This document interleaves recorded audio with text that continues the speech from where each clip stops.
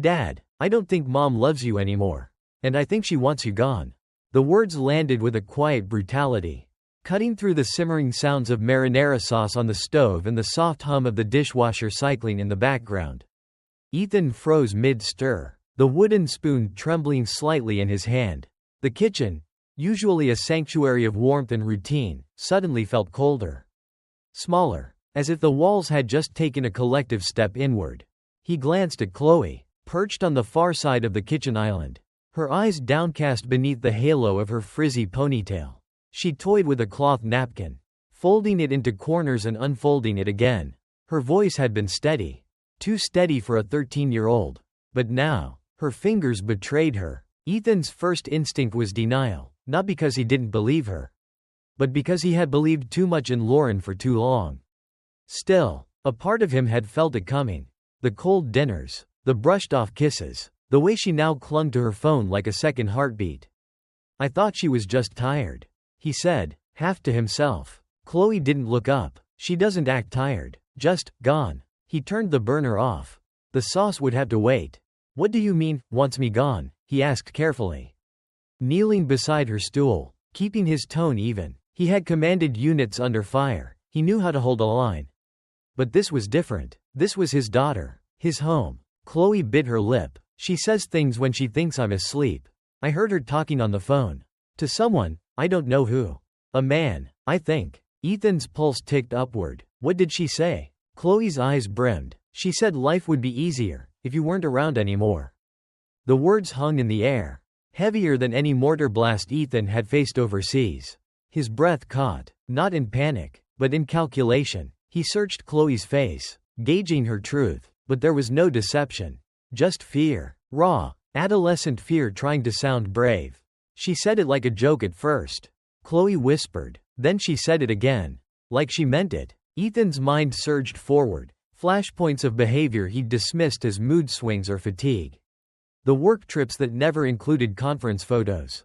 The calls she took in the garage. The scent of unfamiliar cologne in the hallway. He put a hand on Chloe's. "You did the right thing telling me. I promise. Okay? I'll protect us." She nodded, but her body sagged as if the confession had cost her everything. "I don't want us to get hurt," she murmured. "Please, just divorce her. Before something worse happens." He wrapped her in his arms. Chloe didn't cry loudly, just shuddered silently against his chest. Ethan held her like a soldier shielding something sacred. Even as his mind catalogued every possible next step, surveillance, financial records, old army contacts who might help discreetly. His phone buzzed on the counter. He reached for it, wiping his palm against his jeans. The message blinked across the screen. "Don't wait up. Last-minute dinner in Charlotte. Love you, Lauren." The last time I ignored a gut feeling. A teammate came home in a flag-draped box. Ethan's voice echoed silently in his head as he sat in the dim glow of his home office. It was almost 2 a.m. April 27th, but sleep hadn't so much as grazed him. The pasta from the night before had gone untouched. Chloe was finally asleep upstairs. Her door cracked just enough for him to hear if she stirred. The faint hum of his desktop filled the space like a quiet drumbeat. Steadying his thoughts. On the battlefield, it had been a glance, someone shifting their rifle half a second too late. A glint of light behind enemy lines. Instinct had saved lives. And now, that same static in his gut returned with ferocity. He opened the Ring app on his laptop, pulling up doorbell camera footage from the week Lauren had claimed to be in Atlanta. April 24th, the night it had rained. The playback loaded, grainy and gray under the porch light. There, 10:46 p.m., a black pickup truck pulled into the driveway. Lauren's trip had started that afternoon. He leaned in, breath held. A tall man stepped out. Hooded sweatshirt, moved fast, straight to the garage keypad. Keyed it in like muscle memory.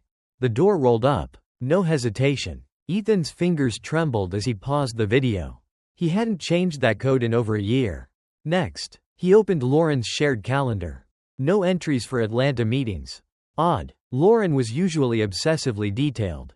He reached for the small, velvet box he had found in her vanity last week, one she claimed was from her grandmother. Inside, nestled among tangled necklaces, was a slim iPhone SE. Clean and charged. suspiciously untouched. It took 3 tries, but on the 4th, he guessed the passcode, 143,143, their old code from years ago. Back when things were good. The phone unlocked. A flurry of messages awaited, most from a contact labeled Derek, D. Any word? He seems distracted lately. Keep it going. Once he's out, it's ours. I'll handle the dirty work. You just play the part. Ethan's chest tightened. He scrolled further. Photos. Some taken inside their home. Lauren and Derek on the couch. In the kitchen. Even a blurred one near Chloe's door. Then, an audio message. Just 11 seconds. He pressed play. Lauren's voice. Smooth and hushed. Double indemnity kicks in if it looks like an accident. But you knew that. His throat closed. They weren't just cheating. They were planning his death. He stood abruptly. Heart pounding. Mind racing. Fight or flight or preparation. Suddenly, a soft knock. Chloe, standing in the hallway, barefoot and pale. She held out her phone. I recorded something last month. I was scared to listen. You think the battlefield ends at discharge. Turns out, it just changes its shape. Ethan stood in his garage, now stripped of its original purpose and reborn as a makeshift operations room. The walls bore printed maps of Wake County, old field radios, and whiteboards etched with names, dates, and dollar amounts. It smelled faintly of engine oil and the cedar boxes Lauren had once insisted on for holiday storage, now stacked carelessly to hide tactical gear and hard drives. A folding table bore the weight of his army laptop, a burner phone, and the chilling transcript from Chloe's recording. Crush the pills first, then the wine. That one line had detonated whatever hope remained. The voices were muffled, but Lauren's cadence was unmistakable. She'd said it as casually as asking for salt. He double-checked the clip on the Glock tucked behind his back. Then he slid behind the wheel of his truck. The survival camp was 40 minutes out, nothing but woods, a cleared range, and a man who owed him a life. Alec Rivera met him at the gate, weathered and broad-shouldered, his sleeves rolled and hands dirt-stained. His eyes, though, sharp, scanning, unreadable. You finally came, Alec said. Ethan handed him the burner phone. This isn't paranoia anymore. Alec took one look at the screen and didn't speak until the audio finished. Damn, he muttered. You're already being hunted. Time to hunt back. They spent the next 2 hours outlining possibilities, choke points, communication gaps, which local cops could be trusted. Alec didn't ask why Ethan hadn't gone public yet. Soldiers understood timing. That afternoon, Ethan drove to Wake County Sheriff's Office and asked for Detective Grant Holloway by name. Grant didn't offer coffee or pleasantries. Just a thin folder and a direct gaze. You know Derek Voss? Grant asked. Ethan nodded. Violent priors. Assault. Stalking. Couple sealed cases. But here's what caught my eye. Lauren's checking account started bleeding $2,000 a week. 4 weeks ago. Cash withdrawals. No explanations. He slid over a second sheet. Maps highlighting ATM locations within a 5-mile radius of Derek's known address. You think she's paying him off? Ethan asked. Grant shrugged. Or investing in her freedom after you're out of the picture. The detective leaned forward. You want this to stick? We need her to try. We stop at mid-act. We bury her and him together. No loose ends. You in? Ethan didn't blink. Let's build a trap she won't see coming. The plan was forming, slow, methodical, like every op he'd ever run. Only this time, the target had once shared his bed. That evening, back in the garage, his phone lit up. Lauren. You and I need a weekend away. Just us. I miss you. There's a special kind of silence that comes before betrayal. Ethan knew it well. The lake house sat nestled in a clearing of Pisgah forest. The kind of place that looked too still to be anything but peaceful. But Ethan had seen silence like this before, in villages emptied just before ambushes. In quiet streets where no dogs barked. And now, in the stillness of a May afternoon, it settled over the trees like fog. The air held its breath. He loaded Chloe's overnight bag into Alec's truck without ceremony. She gripped him tightly, arms wrapped around his waist as if she could keep him anchored. You'll call me, right? She asked. Every hour, Ethan promised, brushing a strand of hair behind her ear. And you'll stay with Grandma and Alec until I say otherwise. Chloe nodded, but her face told him she already knew something dangerous loomed. She didn't cry, She had learned from him how to hold things in.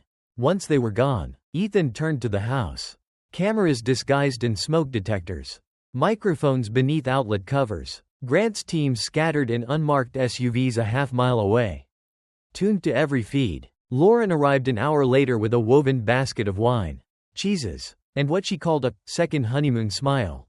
"You've been so tense lately," she purred, kissing his cheek. "I thought this might be good for us." He kissed her back, slow, measured. "I could use the quiet." She unpacked the wine first, laughing too loudly at things that weren't jokes, brushing up against him in ways that used to mean something.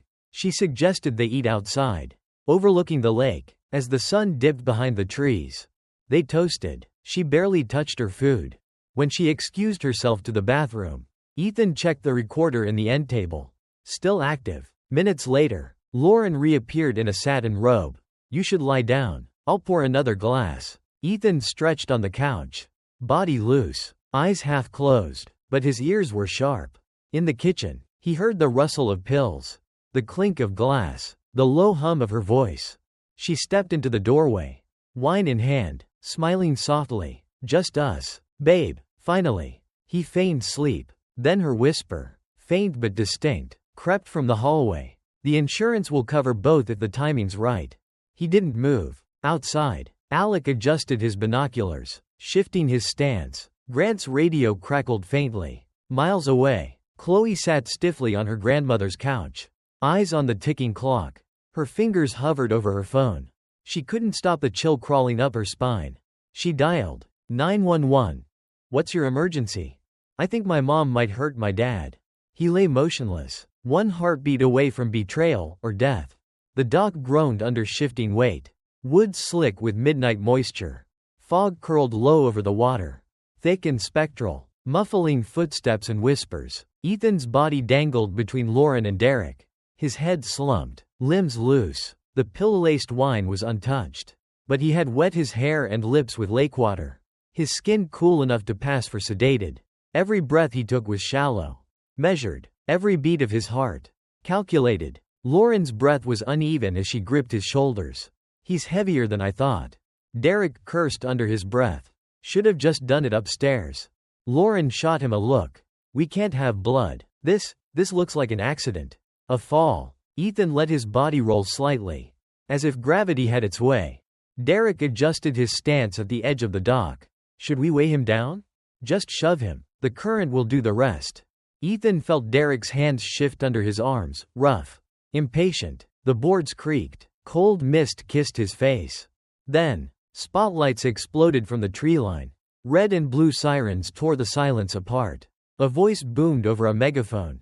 "Freeze. Drop him. Hands where we can see." Derek's grip flinched. That was all Ethan needed. He surged upward, grabbing Derek's wrist and twisting it with practiced precision. The bone cracked beneath the pressure. Derek howled, dropping to his knees. Ethan disarmed him cleanly, pistol down the dock.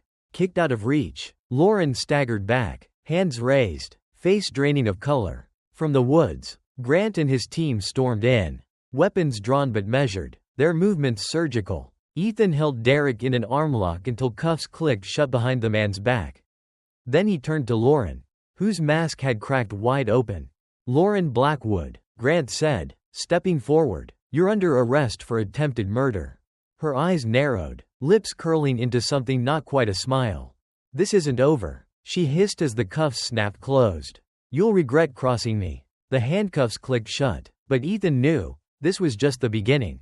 May 7th dawned pale and overcast, casting the Wake County Sheriff's Office in a steel-gray hue that seemed to seep into everything: walls, uniforms, even the mood. Ethan sat in a small observation room behind one-way glass, watching Lauren through the mirror. She looked different now, not in the orange jumpsuit, not with her wrists still red from restraints, but in the way her confidence had curdled. She was shrinking, inch by inch, every minute. Across the glass, Detective Grant Holloway leaned in. "She's playing the battered puppet act," says Derek pressured her. That she was scared. Ethan didn't answer. His jaw tightened, fists curled. He was thinking of Chloe, of what she almost lost. In the adjacent room, Lauren's voice wavered. "He threatened to hurt Ethan. I went along with it because I didn't know what else to do." I tried to signal for help, check the wine bottle. I didn't open it. Please. I was trapped. Grant stepped into the room. You Googled how to simulate drowning injuries, poison dosage in wine, and can you get insurance money if spouse drowns during vacation? Lauren blinked. Her hands twitched. That was curiosity. You also deleted the search history and wiped your devices.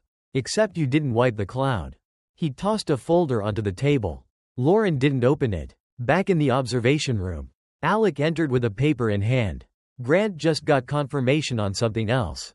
You'll want to see this. Ethan read the printout once.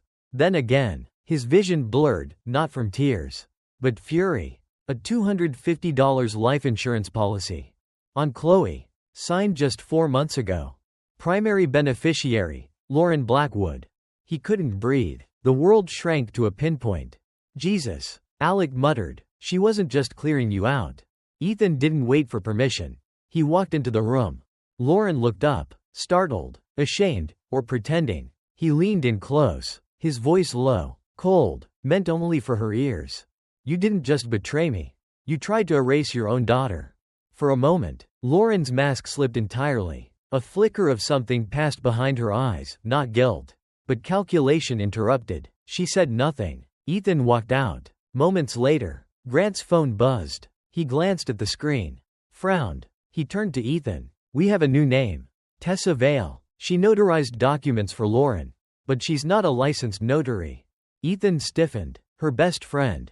Grant nodded slowly. Looks like we've got a third accomplice. Some betrayals wear silk. Tessa wore pearls and a poker face. Ethan watched the scene unfold through the two-way mirror. Behind the glass, Tessa Vale sat with perfect posture in the interrogation room, a vision of composed elegance in designer pearls. Her face unreadable. The click of the arresting officer's handcuffs echoed softly. It was surreal. The woman their whole community trusted as the cheerful friend who taught yoga classes. Across from Ethan, Detective Grant Holloway closed a manila folder. Tessa Vale, accomplice number 3. Alec leaned over Ethan's shoulder. Quiet ones, remember? Always the quiet ones. Tessa tilted her head ever so slightly. Her voice, steady and calm. I helped Lauren. I witnessed her hand. She said Ethan was abusive, said she had no choice. I believed her. Ethan's jaw clenched. He remembered the lunches at their house. The polite nods. All now a sick joke. He had thought Tessa was supportive of Chloe. Not this twisted wing of Lauren's plot. He stepped forward when Grant buzzed to let him in. Tessa looked at him at last. Expression flat. I'm sorry, she said. I thought I was protecting you both. Ethan's voice was low. Protecting Chloe? That's why you forged my signature and hers? Tessa's composure cracked for a moment, a hesitation. I was loyal. I thought if Lauren was right about the danger. He leaned in. You believed Lauren over me. Your friend. Over the father who protected us. Tessa's eyes filled, not with remorse, but confusion. I misjudged. Meanwhile, in another wing of Wake County, Chloe slumped in her school counselor's office. The afternoon sessions had been a blur, teachers asking if she was okay. Counselors probing questions. She'd stayed silent until her cheeks burned too hot. Finally, the counselor called Ethan. He found her by the window, gazing at the spring light through tears. He knelt beside her, voice gentle. I need to tell you everything.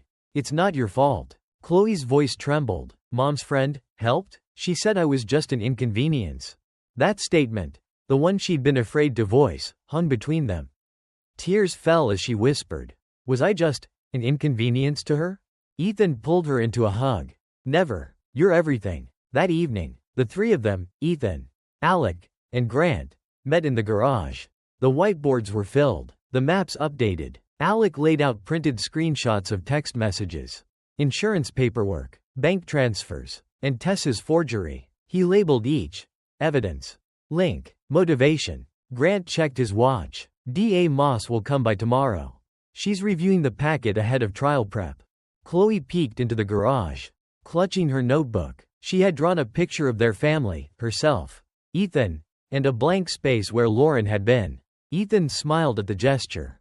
Bittersweet and brave. They finished assembling the folder, the timeline, the voice recordings, the new confession from Tessa. Everything ready for courtroom deployment.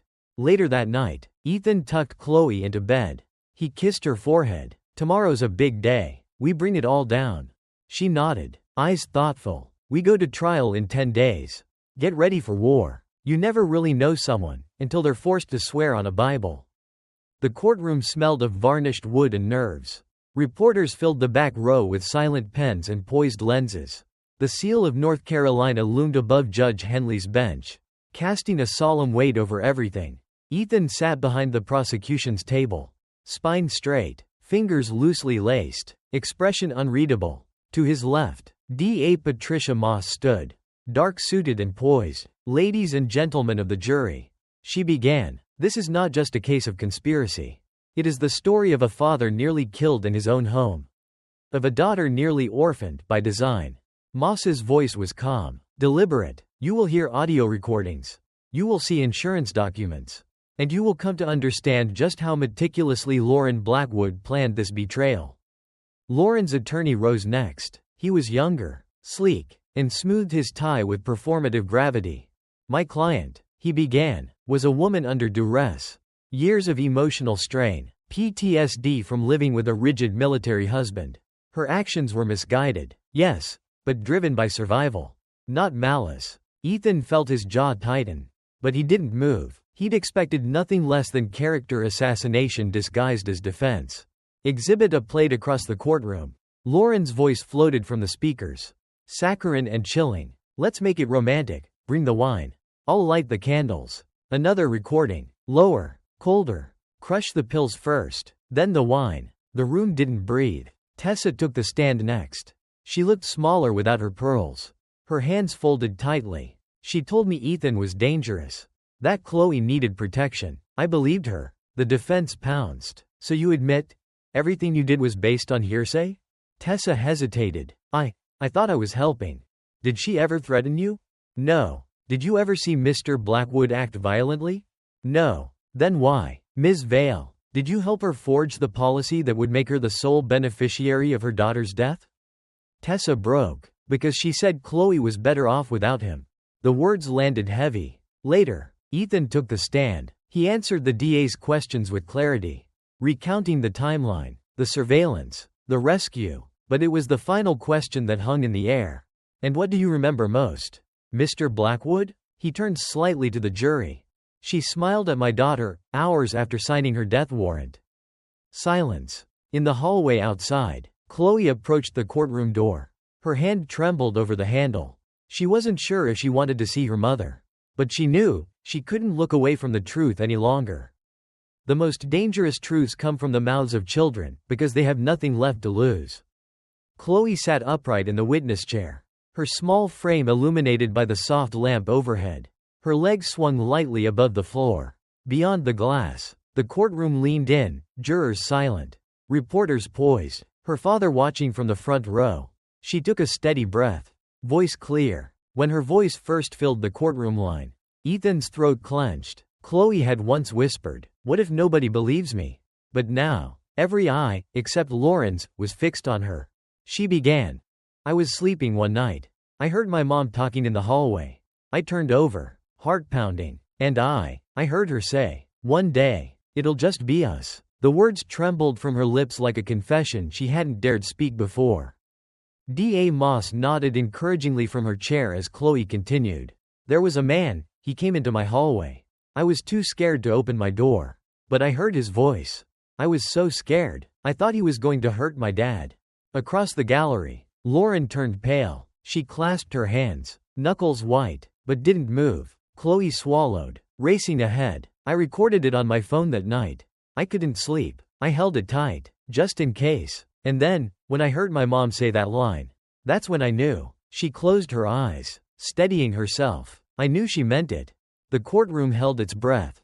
Ethan felt tears stain his eyes, but he stayed still. He'd prepared her for this moment. D.A. Moss asked the simple question, "Chloe, do you feel safe now?" Chloe tilted her head slowly, searching her father's face in the screen. "I do, because now everyone's listening." Her voice softened. "Was I part of the plan too?" The question lingered long enough to reverberate through the room. Lauren's composure shattered. Tears streamed down her cheeks, not the quiet, choking kind. but deep, ragged sobs of exposure. The mask had fallen. The judge's gavel tapped once. Justice hadn't been served yet, but the truth had spoken. Judge Henley then addressed the courtroom. "We will now take a brief recess." Chloe rose, hands trembling, and left the room. Behind her, the jury exchanged wide, solemn glances. The moment had landed. Judge Henley calls recess. Jury is visibly shaken. Justice doesn't erase pain, but sometimes, it plants the first seed of healing. The final day in court had the electricity of a thunderstorm barely held back. Rain tapped against the courthouse windows as Judge Henley read the verdicts. The jury foreman's voice was steady, but Ethan felt every syllable land like a closing chapter. Lauren Blackwood, guilty on all counts. Derek Voss, guilty on all counts. The courtroom exhaled. Lauren stared ahead, face drained of expression, mascara long since dried into shadows. Derek sat rigid, jaw clenched, as if denial could keep the bars at bay. Sentencing followed with quiet finality. Derek, 25 years. Lauren, 30 years. No possibility of parole. Tessa, though not present, had accepted 8 years for her cooperation. The courtroom cleared slowly, murmurs of resolution and disbelief weaving between reporters' keyboards and cameras. Ethan and Chloe walked out into gray sunlight, bruised but intact. 3 weeks later, Asheville welcomed them with its green hills and cool mornings. They moved into a craftsman house near the edge of town, just down the hill from the modest stone building now bearing a carved wooden sign, Iron Branch, Family Recovery and Justice Network. Inside, maps and mission boards had been replaced with bookshelves, coffee tables, and quiet rooms for counseling. Alec ran logistics. Grant visited occasionally to speak with at-risk youth. D.A. Moss helped set up pro bono legal services. It was real. Ethan had planted something here. And it was growing. Chloe spent her afternoons sorting donated books and teaching chess to younger visitors. One of them, Caleb, came every Tuesday with his aunt. He was small, guarded, but curious, just like she had been. Chloe showed him how the night moved in L's. Sometimes, she said, you need to jump over things to get where you need to go. One afternoon, as they watched the sun bleed gold over the hilltops, Chloe looked up at her father.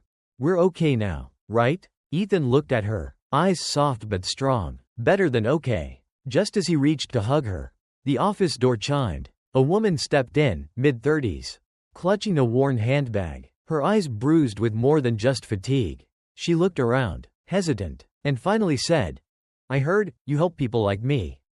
Ethan stepped forward gently. You're in the right place. She nodded. I think my husband is planning something. And no one believes me. Chloe, watching from behind the front desk, met the woman's eyes. They both recognized something unspoken. Ethan turned back toward the intake forms. Behind him, the sign above the entrance caught the last light of day. Iron Branch, rooted in truth. Built for the broken. When the gavel fell, it didn't just sentence the guilty. It closed a door on deception and opened one to healing. In a world where betrayal often hides behind a familiar smile, Ethan and Chloe's battle proved that even the most calculated lies crumble under truth's weight. Justice may not come swiftly, but when it arrives, it shatters silence and seeds strength. Like the iron branch they built from ruin, some stories don't end in survival, they begin there. Because no mask of love can outlast the face of courage.